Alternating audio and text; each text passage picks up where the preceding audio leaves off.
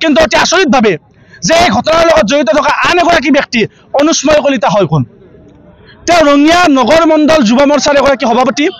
তেওঁ বিজেপি যুৱ মৰ্চাৰ সভাপতি হোৱাৰ পাছত এই ঘটনাৰ লগত নাম সাঙুৰ খোৱাৰ পাছতো তেওঁলোকৰ যি ৰাজনৈতিক দল বিজেপিয়ে কিন্তু মৌন হৈ আছে। বিজেপিয়ে কি কাৰণত অনুস্ময় কলিতাৰ কাৰণে মৌন হৈ আছে?